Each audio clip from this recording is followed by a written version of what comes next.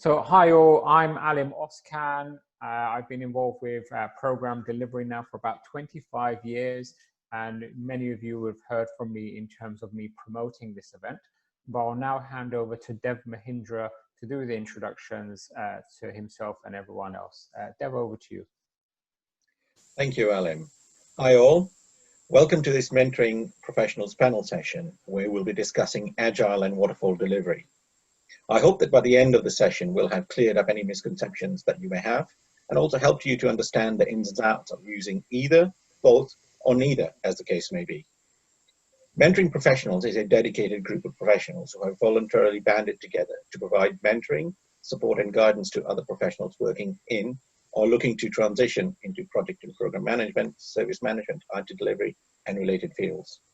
During these extraordinary times, this is our way of giving back and spreading our knowledge and experience for the benefit of others.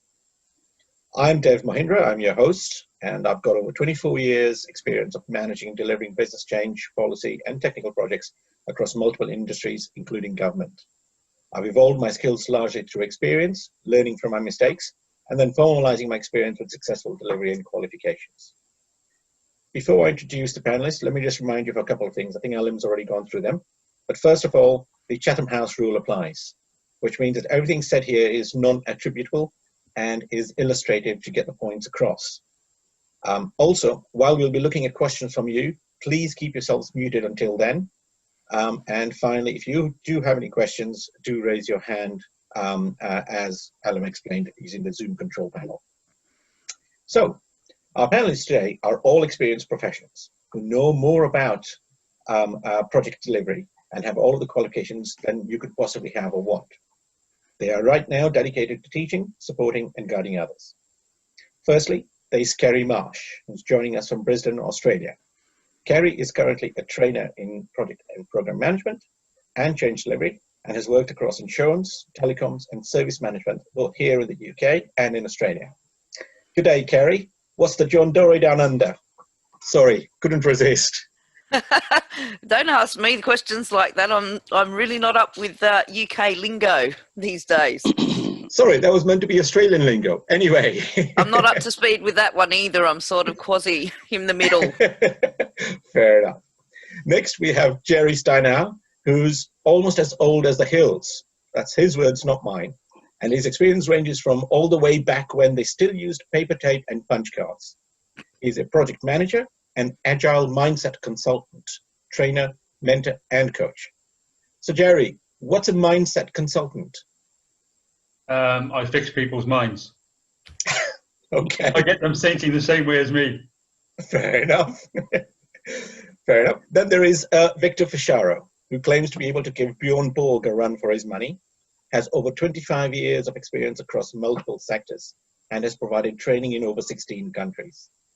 So, Victor, you're a little bit of a tennis player, aren't you? Well, when I get the time, yes. When I get the time, I don't get as much as I used to. But I think I still do it every now and again. Yeah. Sure. Good to be finally, here. But welcome. And then finally, but definitely not least, there's Gary Mailer, who's a bit of a traveler and enjoys learning about other cultures.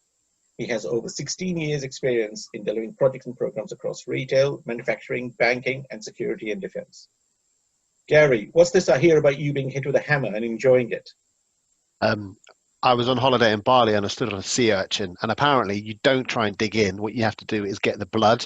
So this lady who was a local, she decided to get a hammer and she hit my foot for about 20 minutes, and it's the only time I would ever advocate being hit by a hammer. But it worked. I got the sea urchin spines out.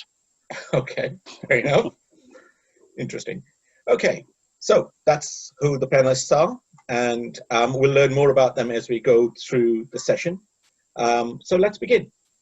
So, Waterfall or Agile. These are currently the two main approaches to project and product delivery. There are many others, but these are the two main ones. And what's the difference between them? Are they comparable? And why should we care? Jerry, would you care to pick up on that one? Yeah, if you could bring that slide up, Dev. Yes, indeed. I'm working my way to it. Can you see the slide? Yeah. Do you want to put it into screenshot? Yeah. Slideshow, screenshot. whatever it is. Yeah. From current slide. Oops. Let's go to the next one. There you go. There you go. Okay. Just quickly to talk through this. You see, if we focus on the top half, you've got define, build, and release. Waterfall is based around a define, build, and release package. All right. So it essentially, there's a couple of steps missing in there, but essentially it's define, design, build, test, release. You know, you'll find models with slightly different terminology, but they mean the same thing. And at the end, you've got value. So that's the delivery cycle. Okay. The top half indicates traditional project management type approach. PRINCE2, for example, or PRINCE 2017 now. You know, it's all about using those elements to create your end result. The bottom half looks at exactly the same thing.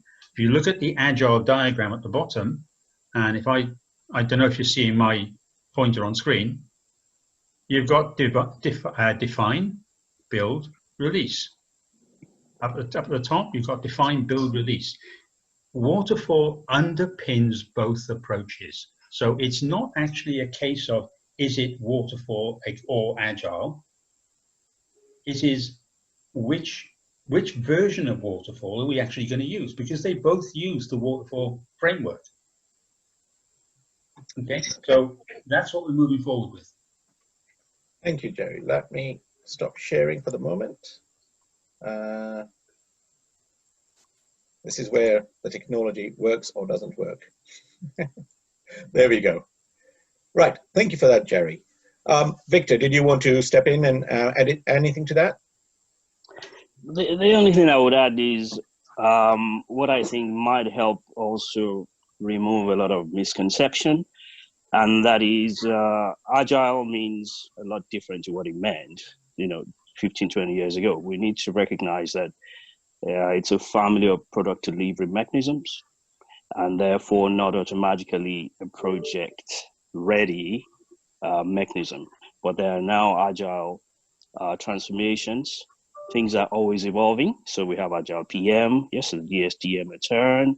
We have PRINCE2 Agile that are now methodologies that allow Agile to be scaled right through. And of course, safe as well, scaled Agile framework. So whereas, just using the term Agile could mean a lot. Fair enough.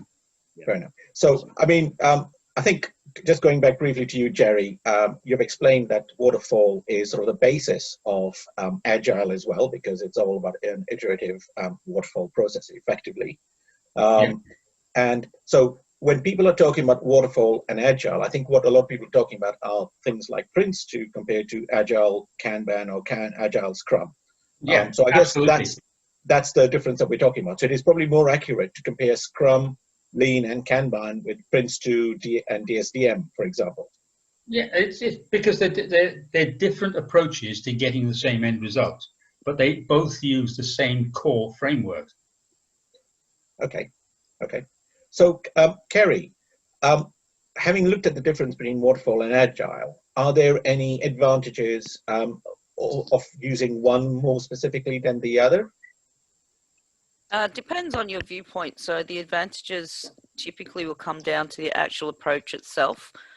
Waterfall, you could class it as an approach. I know that some people think of it as a methodology. It's just quite simply a step 2 process. The reality is regardless of what methodology you're actually using, whether it's PRINCE2, whether it's DSDM, and even to a degree Scrum, the way that you set it up to run, all approaches that you use are in fact actually waterfall, because you have that stage-gated process that you have to go through. They all have checkpoints that you have to go through. So even when you're thinking about PRINCE2, if anybody is actually in that PRINCE2 environment, raise your hands. And Alan will do a quick head count of how many people are in that PRINCE2 environment. We set it up and we actually put our governance structure in first. Then we get the approval to go ahead and deliver. And it's actually in that delivery cycle. So you're talking about the managing product delivery that you typically see the agile flavor coming through. So then you can manage it appropriately at that right level at that point in time. Everything that we set up initially, we have to have that set up first prior to going into any kind of design work. So that's all about specifying the work to be done. Sure. So that's really interesting and good to know. And I was just reviewing the various questions that have been raised prior to attending the session, and I think Jerry, your presentation as to and suggestion that waterfall is really the basis of Agile as well has sort of put to bed a lot of the questions. Things like, is waterfall still valid these days? And the answer would be yes, it is. Would you not agree with that? Yes. Yeah, it's. I mean, it is absolutely relevant. Okay. Because that's the mechanism that you're going to be using, regardless of approach. You're still going to be using those fundamentals. Fair enough. So Fair enough. It's there all the time. So going back to the question about whether these are methodologies, frameworks, or ways of working, Gary, do you have a specific view around this? Just to let you know that you are on mute. Yeah, no, thanks, Alan. Dev. Yeah, my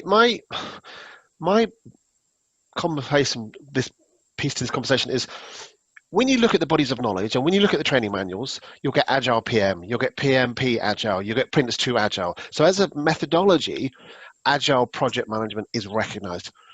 I have yet to see in any of the materials any reference to waterfall project management. It's not referred to as that. It's just project management. It just happens to be in a linear fashion. So this use of the word waterfall project management is something that's crept in, because it's not anything that's been advocated by any of the bodies that actually do the certification. So where Jerry and yourselves are using waterfall, I just see the words typical. So PRINCE2, APM, PMP, they don't say you're a PMP waterfall project manager. They just say you're a PMP project manager. So actually, it's something that's crept in over the last couple of months, weeks, years, etc. And I think it's actually causing more confusion.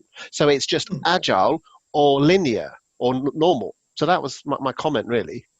Okay. Well, I think waterfall has sort of common parlance, isn't it? A lot of people understand when you talk about waterfall, they automatically understand what you mean by waterfall. They do. Not agile. Not agile. They do, but let's not forget that traditionally waterfall was used as a description for a product development, not a project management. And so what? Sorry, the distinction being, okay, so within a project you can produce products. Yeah, so it's one of the questions you've got further down, so I don't want to go through it massively, but you often have product development within a project. Okay. All right. So therefore, that is how it is. So Jerry's comment earlier on, absolutely spot on, for product development rather than, say, project management. Okay. So, Kerry, I guess we could, based on that, we could then use agile and linear or waterfall methodologies at the same time. It not only can, but actually I do it all the time, funnily enough. I developed a template for people literally struggling with that whole concept about waterfall and agile and how it sort of fits together.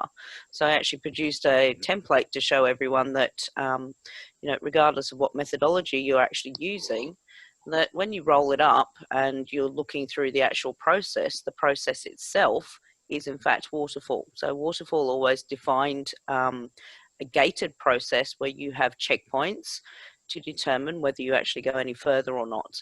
And that is really waterfall. Agile has the exact same thing, regardless of which agile methodology you're using, which approach you're using. All of them have the exact same thing in terms of the governance of the work being done. There is clearly defined stage gates before you move forward to that next phase. Yeah, so it works regardless of what environment you're in. Okay, so I think we pretty much now get the picture that waterfall is the basis for pretty much agile in its entirety. But the approaches that people have to agile tend to be quite high level, and so there's a perception that you need a lot less planning and a lot less understanding of what the end product is before you start down an agile route. Victor, do you have any comment around that? Yes, you are absolutely right. There is a misconception that Oh, with Agile, we're not really planning. Nothing to be further from the truth, actually. There are some well-rehearsed techniques for estimation when you're planning within that's common right across Agile frameworks. So the key, though, is Agile, because of the iterative way of working and incremental delivery, has short planning horizons. And that in itself eliminates a lot of risk. So we're going to plan the work in short periods of time, whether you call them time boxes or you call them sprints, depends on what Agile framework specifically you are using. So there is planning going on in Agile. It's for short periods of time, and that means we eliminate risk, we get feedback quicker from the customer, and we can improve on the product for them based on their requirements. And we respond better to change. So definitely we do plan within Agile, and the planning is quite effective. Yeah. Okay, thanks. Can I just add there, Dev? Sure. My view and my experience over the years, you actually get more planning in Agile than you do in a traditional approach. Could you explain that a bit more? You do it up front, and then you try and avoid change. In Agile, you're constantly planning, reworking, replanning, reworking to get the optimum result. So you may start off with not having a very clear idea, but as you go through each of your Agile iterations, then you're getting a better idea of what the end product is going to look like. Yeah. Okay. But in both cases, you do need to have that end goal in mind, don't you? You do need to be absolutely clear as to what it is you are trying to deliver. Yeah. That's relevant in any project that you're working on. I suppose the emphasis in Agile is actually looking at it from the value perspective. What are the outcomes we want to achieve? And then we look at what we need to do in order to achieve those outcomes for each particular time frame. Certainly when we're planning up front, it's very high level planning, just enough level of detail so that we can set in stone the scope of what needs to be done, the timeline that needs to be done in, and of course those budgetary requirements that we need to work in. The difference is that we will change features or drop features that are less important in order for us to actually keep within those timeframes that have already been set. Okay, so why don't we think about an example of projects where you've either used one or the other or both. And let's try and give some sort of illustrative examples so that people can get an idea of as to how that works. Who wants to go first? Who wants to describe a project that they've worked on where they've used these processes? Okay. Okay, go on. I can think. Go on, Jerry. You know, I worked 12, 15 years ago, 2008. That's 12 years ago, isn't it? Yeah. 2008, over in Europe with the European Patent Office. And they had me in there to deliver a software development lifecycle methodology that they'd developed in-house across their developer estate. I told them I wasn't going to do it after I'd looked at it because it was tablets of stone, basically. And they said, write a new one. Then they said, we want this development methodology rolled out, but we also want you to accompany it with PRINCE2. My question was why? The answer was we tried to roll out PRINCE2 and they told us where to stick it. So we want to do it by the back door. Will it work? Will they work together? Of course they will. So 12 years ago, I put together PRINCE2 Agile for the European Patent Office, and it worked straight away because their developers understood the Agile approach and the project managers understood a pragmatic view of PRINCE2 driving that development. So how did you link those two elements together? The Agile was encapsulated within the managing product delivery cycles of PRINCE2, but the key was to get the development team involved in the initial scoping and process estimation. So that they knew exactly what was coming. They were then able to break things down as they needed in those in the managing product delivery cycles and do their Agile thing. But all the while, it's being governed as well. You've got a layer of oversight to make sure that what they're delivering is going down the right path. Fair enough. Okay, so Gary, can we use Agile in non-IT projects? If you're saying it's all about product delivery, can we use Agile in non-IT projects? You're on mute, by the way.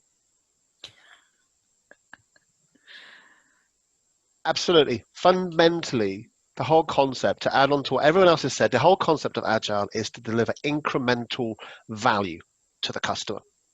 So I'll give you an example. I've recently rolled off a very large retailer, and I picked up a piece of work where they were making a change to something that was very emotive to the organization.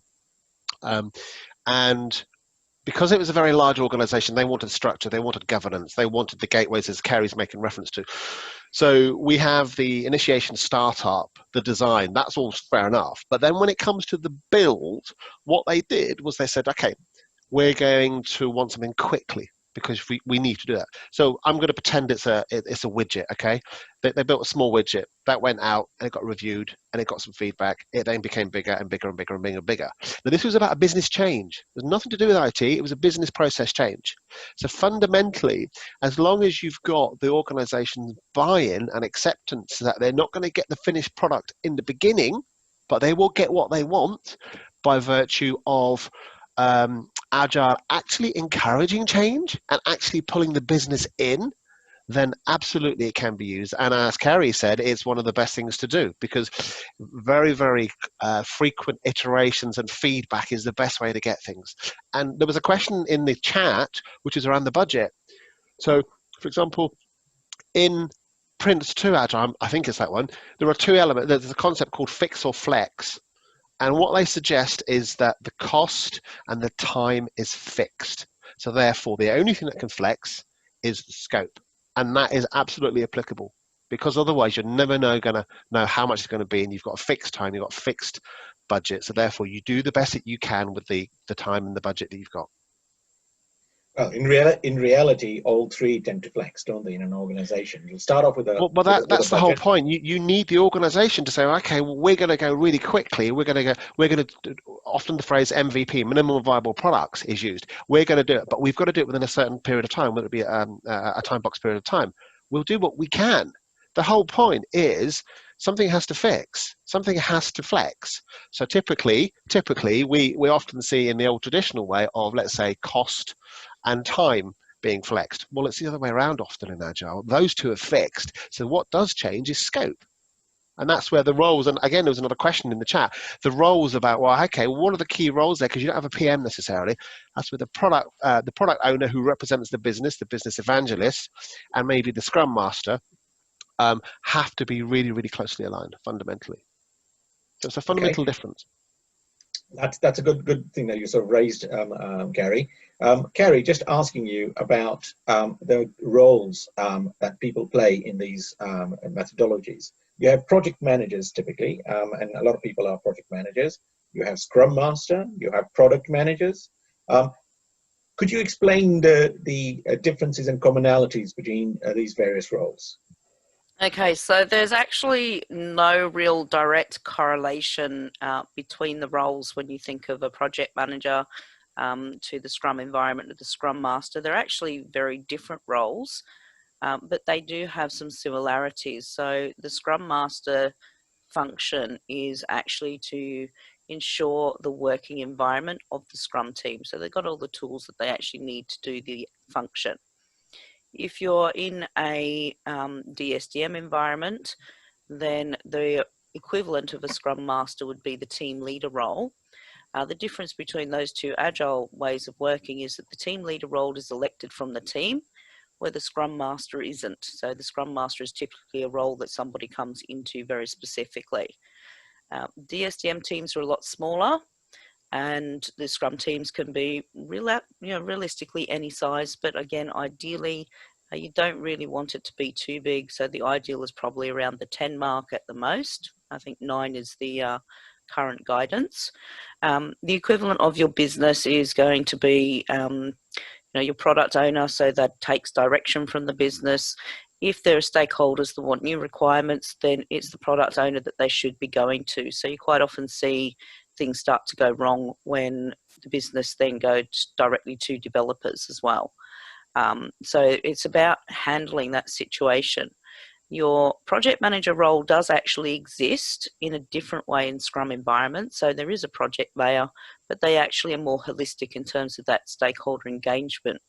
DSDM also has the project manager role. It's very much a part-time role. So you can reasonably expect either to have an extremely high run rate of projects if you're working in DSDM. That stands for Dynamic Systems Development Method. It's one of the agile frameworks that are out there, and it looks not just at the development of an end product, but actually the entire project lifecycle. Okay, thank you very much. So, I mean, I'll be honest, I've been a project manager, I've been a program manager, I've also been a Scrum Master, and I've just flowed from one to the other as desired. So Victor, do you have any views around people who say that we're project managers, but we've been asked to be Scrum Masters, and we're not sure what the differences are? First thing to say is I feel for them. And we get drawn into these roles, and you can't just say because the best practice the Scrum Master's role is totally different from the PM role, I'm not going to manage this project. You get on with it. We evolve into these roles. But the challenge we have actually is that primarily agile environments have been product delivery environments, right? So why would they have the term project manager? No, we collaboratively agree on the work to be done. We plan together, right? We work in a trusting environment. We have, team guidelines as to the kind of behaviors we should be exhibiting and supporting each other. We don't need anyone to manage us. So it's because historically where they've come from, why you do not have traditionally within the Scrum environment the term project manager. Why would you need one? You're focusing on creating a product that the customer wants, as quickly as possible. So when we bring the two together, it means we have a hybrid situation. Mm-hmm. And that's why we then need to rely on DSDM, right? And other agile frameworks that have now incorporated the project management and governance elements. We need them.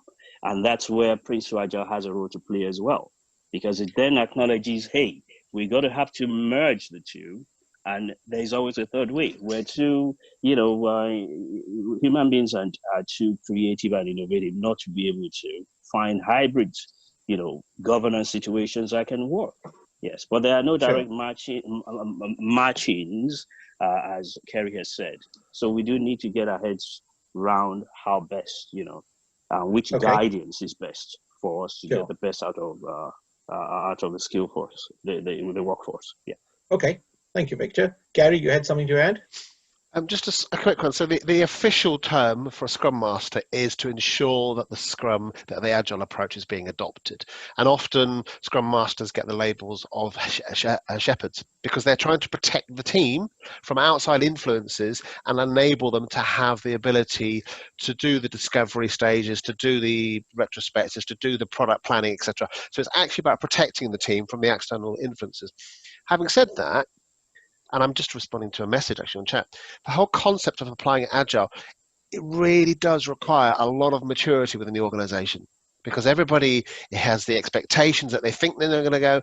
But actually, especially when you start trying to adopt an Agile approach, there's massive amounts of uncertainty. People have got less experience.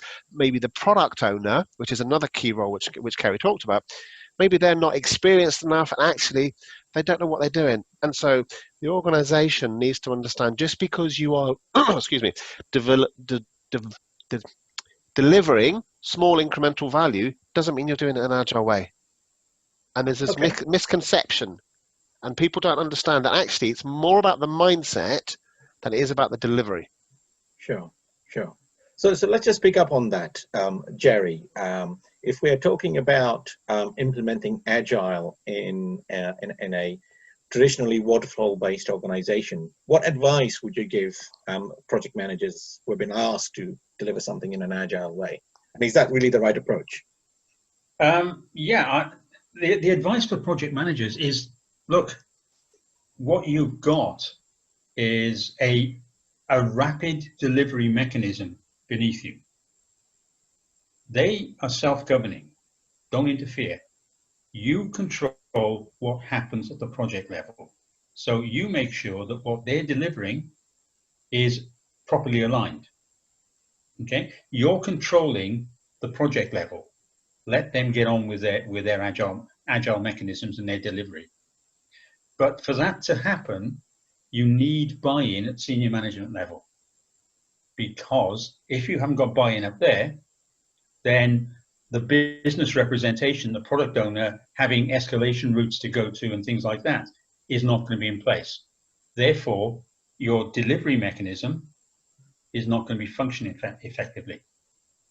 So as a project manager, what you need to be doing is making sure that all of these higher level things are aligned properly. So that when the agile team actually has a problem, product owner has someone to go back to and say, look, we've got a situation, we can either go this way or this way, but they're both, it's on the critical path. So I need an answer from you, and I need it now, because I've got a team of 8 people down there sitting waiting for an answer. Okay, that's actually, let's explore that a little bit more, Jerry, because I recall a project when I was working, and we were asked to deliver it in a quick and flexible way, and we looked at RAD, we looked at DSDM, and we ended up trying to do it in an agile way. The problem with that was that while the delivery team was running in an agile way, and we set ourselves up and followed all of the best practice that was available at the time, governance definitely was not running in an agile way. So it was a bit of a quick stop kind of process whereby we'd deliver something and then we'd have to wait a period of time because the governance wasn't in line. So I guess this is something that really needs to start from top down before we can actually get it into a properly agile organization.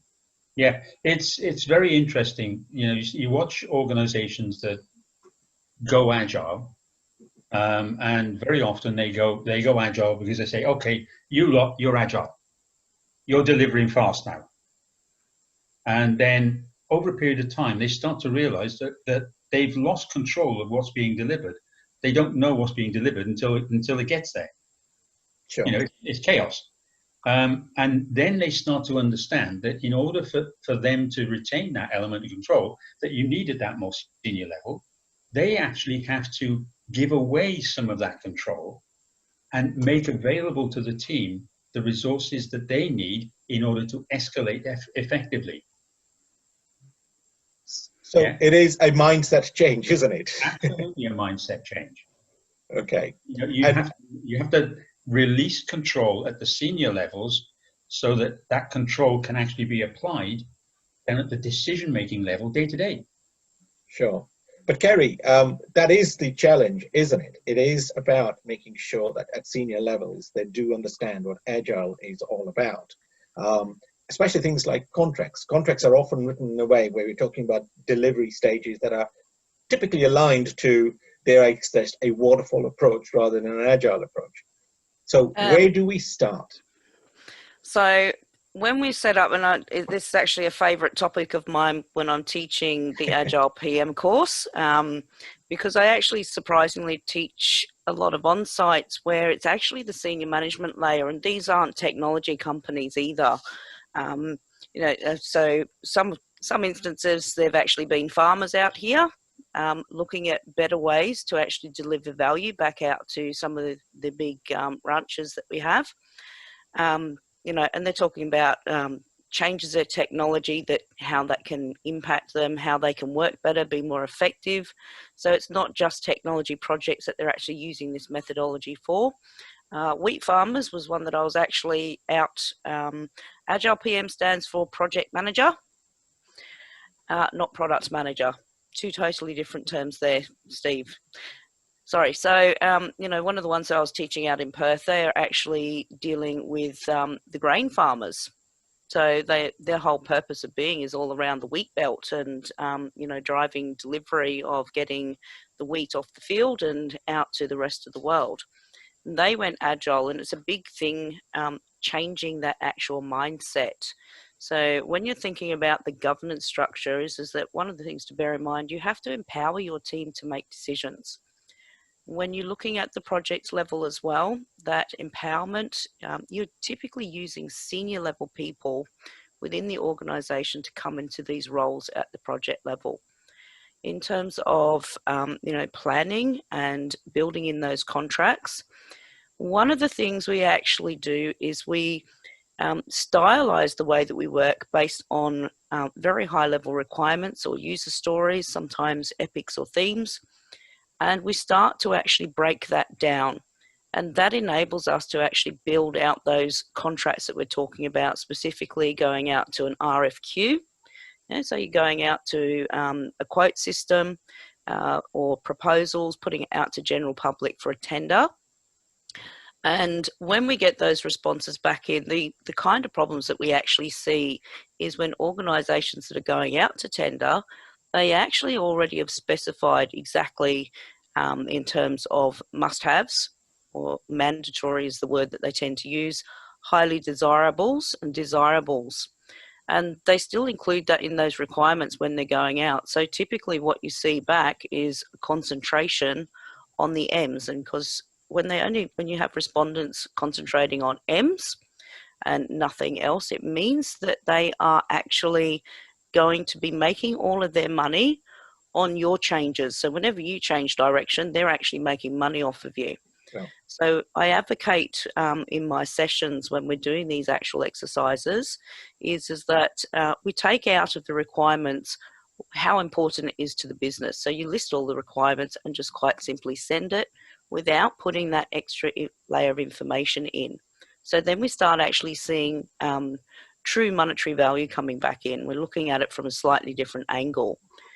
Then as we break it down, we've got our actual budget.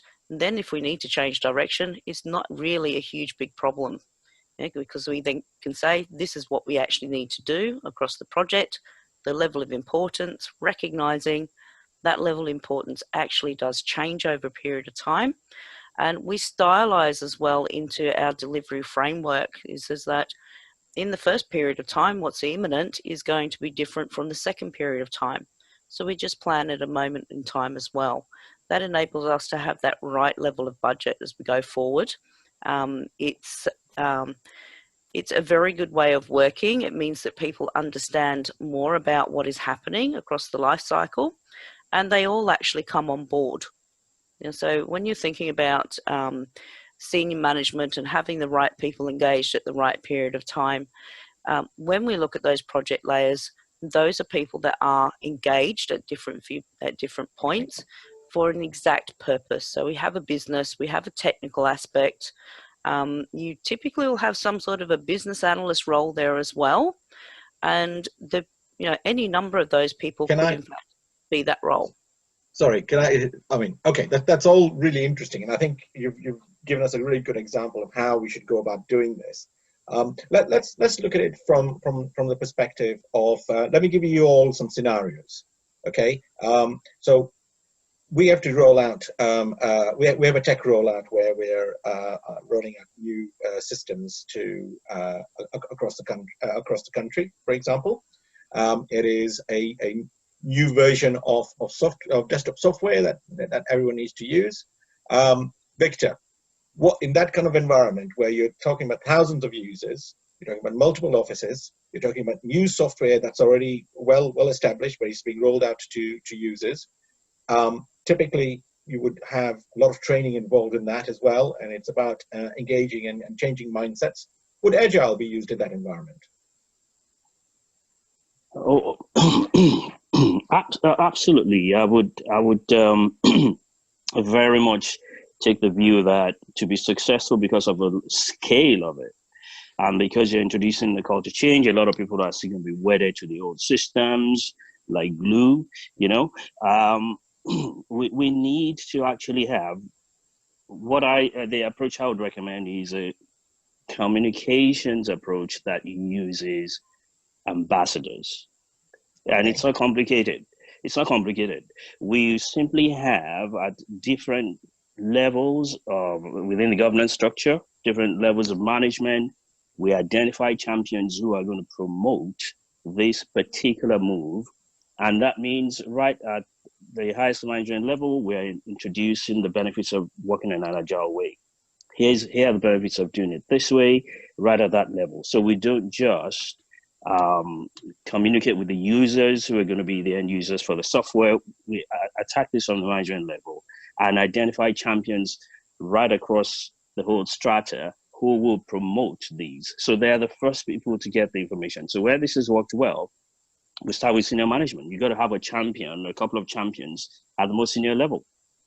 Then that starts to filter down, right? And then you can get better results and better response to the change once you choose the other ambassadors further down the line.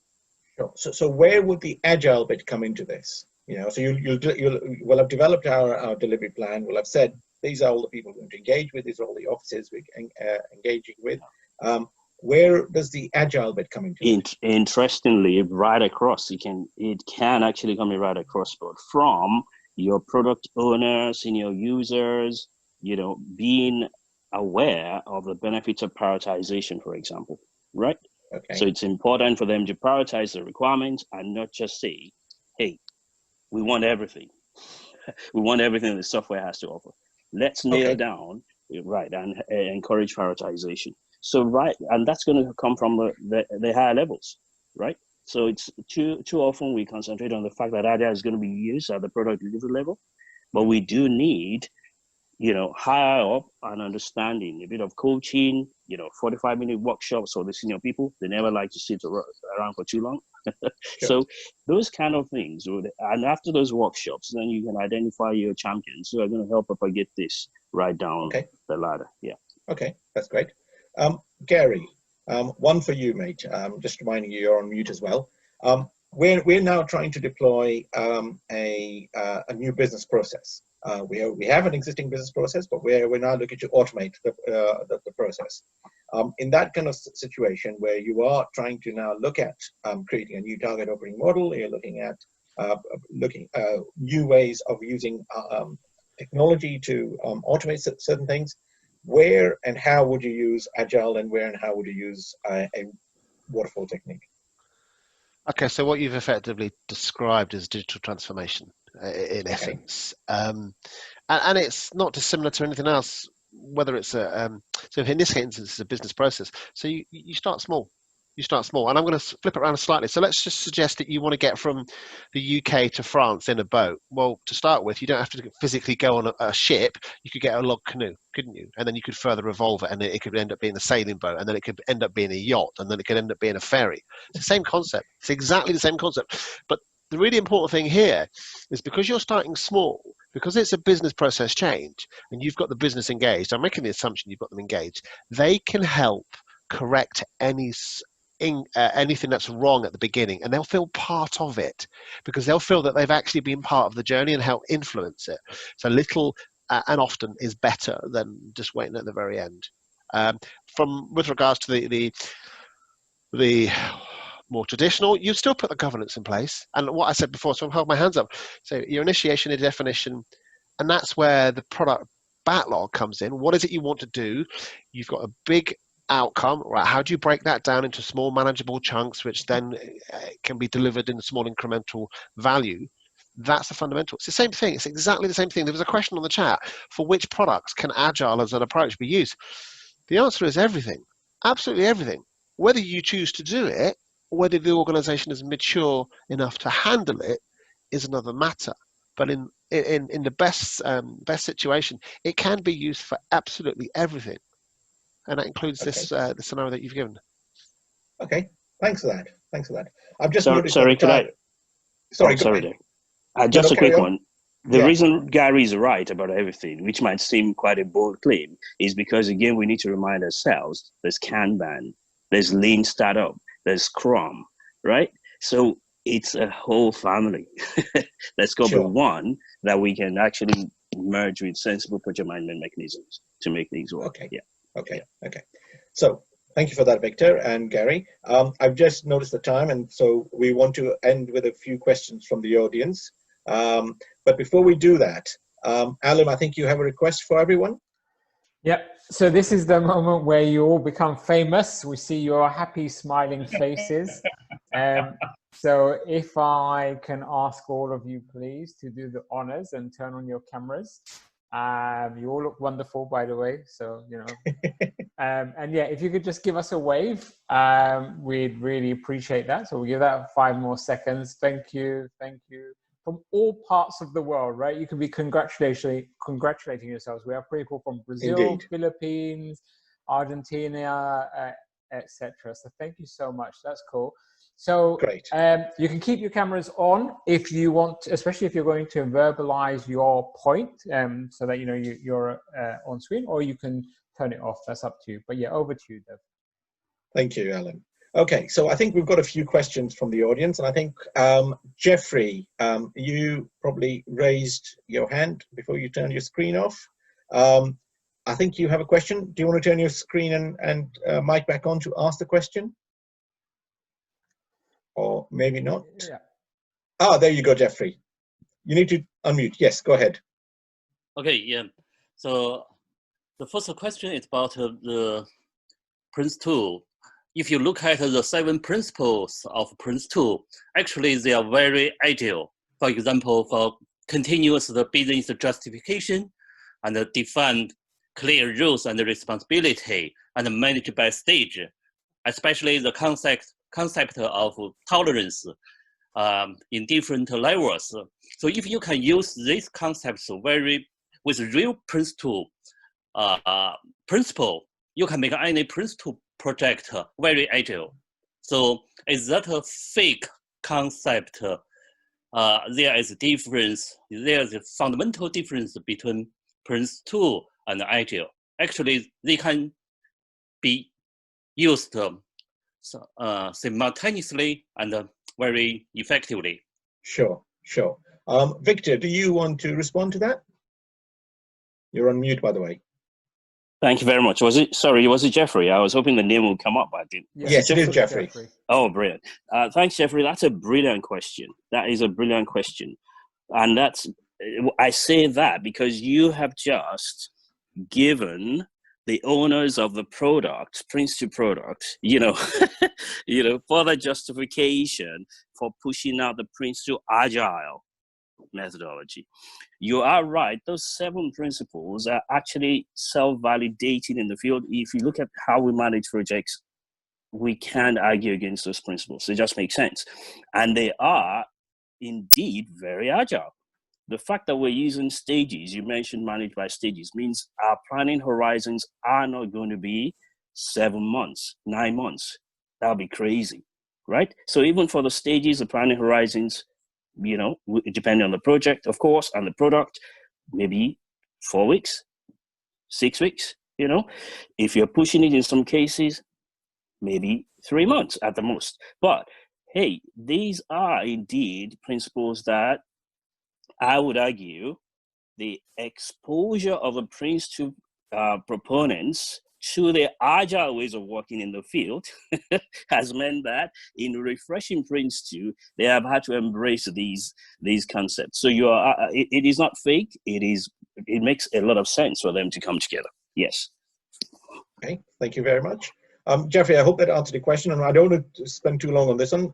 If you want to find out a bit more, certainly please connect with Victor after the session, and he'll be able to explain a lot more. In fact, all of you can connect with any of us who are on this panel session, because all our details are on the Slack channel. Next question. Out now, Dev, just for me to Okay. send. So for the Slack for everyone, I'll send out a few links now for you to kind of be able to reach out to the mentor. Fantastic. Carry on, Dev. Thank you. So next question I have is from Beck.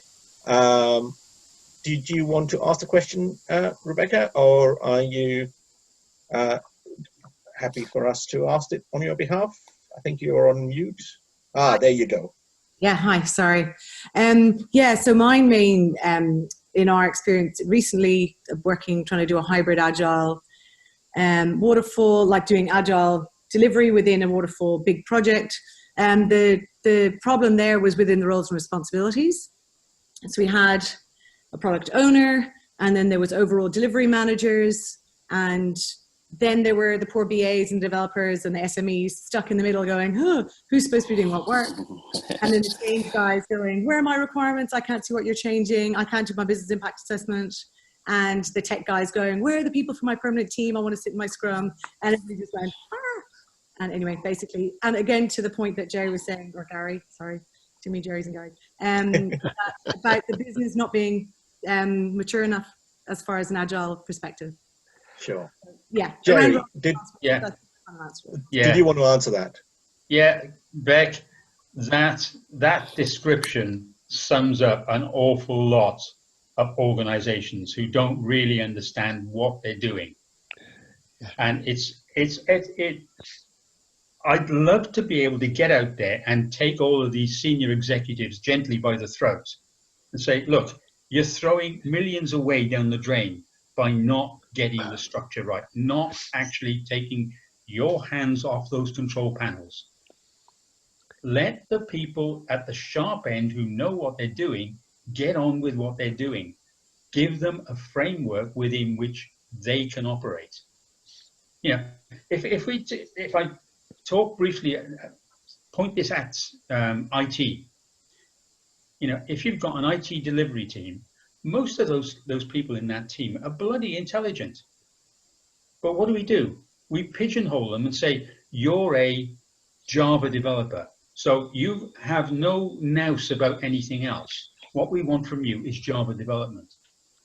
When I teach PRINCE2, when I teach Agile approaches, I teach them the same way. What you actually need is to get those teams involved as early as possible, because they're the best people to tell you how to do this. They're the best people to estimate how much effort is involved in this. Just a quick one. That's the key. It's getting the senior managers to understand that. Gary, you had something. Yeah, Beck, just a quick one. It's a question. So you said that you were doing a big piece of work and there was an agile delivery requirement. Where did that originate from? Where within the organization they said, right, we're going to deliver this in an agile fashion? Within the project team. So that within came the out project team. Okay. Yeah. Okay. So the project team historically, is that more, let's say, linear structured, or is it always agile? No, well, this is it. So they had found that their more waterfall development had not delivered quick enough or within budget, and they'd had failed projects. Okay, so fundamentally, and you said some really key words there, their waterfall development, so their long lead time hasn't delivered. Yeah. So actually, that's your challenge. It's don't take so long. Maybe you do adapt to agile, but you've absolutely hit the nail on the head, because it's not just the product delivery team, the builders, it's the people who pay them, the people who sign off on the scope and all that. It's the whole organization. Yeah. And one of the biggest challenges we often face as practitioners of agile is finance don't like it. Yeah. Which is one of the questions was, how do you fix the budget? Well, if you fix the budget and you fix the time, the only thing that can change is your scope. That keeps finance happy, but a lot of organizations don't understand that you fix them, because traditionally finance has gone through the floor. And time's just gone beyond. But actually, if you fix them, but again, I think we're all realizing, and we're all kind of saying the same thing. It's a cultural thing. Mm-hmm. It's fundamentally a cultural thing. Thank you. And again, Beck, if you want to follow that up, certainly follow up with whoever you would like to after this. I think we can go for at least one more question. Katerina, I hope I've pronounced it correctly. I think you had a question around budgets. Did you want to ask that? Yes. Hi, everyone. Thank you for a very nice talk. My question is around budget, especially when you are delivering to a customer. In Waterfall, it's quite straightforward how you're supposed to estimate the budget and the duration of the project. In Agile, what's the best way to do that? Okay. You know, you need to more or less know what's the scope, so you define your backlog, but then how do you know if you captured everything? Of course, in Agile, you're not supposed to capture everything straight away. Sure. Kind of how do you, especially working with new teams, how do you estimate the duration of the project? Okay. Let me ask Kerry to see if she can answer that question. That one is obviously a extremely good question and an important question as well. So there's actually different approaches that we take in order to get the budget in an agile environment. So as we start to, first of all, look at those requirements and break down those requirements, we're then able to estimate how long it's going to take to actually deliver those requirements. So we have a reasonable degree of granularity when we're doing our estimating, and we look at the amount of effort involved. So we look at the people resources times the amount of time it's going to take, which will give us a budget for roughly for doing a piece of work. And then we add in on top of that. So we have some contingency, but it's pre-built in. Part of that contingency, of course, is that we have to do releases of whatever it is that we're building out to the organisation. So we have a reasonable degree of knowledge in terms of how long that is going to take. That helps us with that time frame as well. And when we're looking at the requirements, is we actually prioritise those requirements very specifically. So Gary and I will probably lock horns later on about the term scope. Yeah, so even in our agile environments, the scope itself is set by the requirements. What we provide flexibility in is the features themselves. So the requirements that are being delivered gives us the actual flexibility. And that is what we actually use when we're looking at our budgets. We're looking at all of the requirements, which we like the term, which is more new school rather than old school, but very much business analyst style. We use the term Moscow prioritization for our requirements. So that is a must, a should, a could, and a won't. And our flexibility is built in around dropping requirements that are less important. So if we start running out of time or start running out of money, then we look at our could haves. Those are the ones that we drop out first, followed by the should haves, so that we can actually concentrate on those must haves. And the must haves actually represent. You just there, Kerry, because we are running out of time and we have almost run out of time. Gary, I think you had one quick thing to say. Just to add to what Kerry's saying. When the changes are made or the scope's reduced, it's with the business. So the business are part of the decision-making process. It's not just the delivery team. And I just wanted to add that, Kerry. I know you were probably going to touch upon it, but it was just to say the business are making the decision. We're guiding them, we're advising them, but the business makes the decision. Yeah. Okay. Yeah, and the business is part of our team. Yeah, absolutely. The business is always part of the team. And I think that's something that we all should sort of remember and take away from this, is that it is a cultural thing, using Agile or Waterfall or whatever hybrid version of project management that you do use. And it's not them and us. It is about everyone working together and delivering together. I mean, I wish we could carry on and have this discussion for a lot longer. And if there is enough demand, I'm sure, Alan, we can arrange another session. But I think we're now right at the end of the time that we have. If you do have other questions, please do send them in, and we'll all sort of work through them and provide you with responsive. Or if there are a lot more, then we'll probably have another session, and so keep an eye out for that. I think we are pretty much there. So can I just ask each one of the panelists to just give us a one-sentence takeaway from this for people who are attending? Jerry. Yeah, Agile and traditional methods work hand in glove. They have done in my world for the last 30 years, because I never teach anything else. Okay, thank you very much. Victor. Well, projects and program management is not black or white. It's more than 50 shades of gray. It's dirty white, cream, bright white, snow white, so we need to be flexible. Okay. It's all about what is best for the project. Okay. And Gary? You're on mute, by the way. You're on mute again, Gary. You're going to call me mute boy. Implementation, adoption of Agile is about people. Fundamentally, first and foremost, it's about people. Indeed. Thank you very much. And finally, Kerry. I missed the question, actually. What was the so question? What's the one? That's your one-liner. That's it. No. What's the one piece of advice you'd give everyone to close off the session? Probably the biggest piece of advice that you can really give is to actually be flexible in terms of what it is that you want to achieve. And so that's one of the biggest things. So in that case, to be agile, yeah? To be agile, absolutely. When you're flexible, you're agile. Indeed. I think on that note, that's a good point to end. So Alim, over to you. Okay, thank you. So we have unfortunately run out of time, but you'll all see in the chat functionality that quite a few people are saying they've benefited from it and they wish it would go on for longer. So I've posted a link for everyone to be able to comment on. So if you do feel that way, if you do want to provide a comment, please do so. And we'll speak with the mentors and look to run another session. Thank you all. Yes. You've been fantastic. Thanks, Dev. Thanks all. Thank you, everyone. Yeah, thanks Bye. everyone for connecting.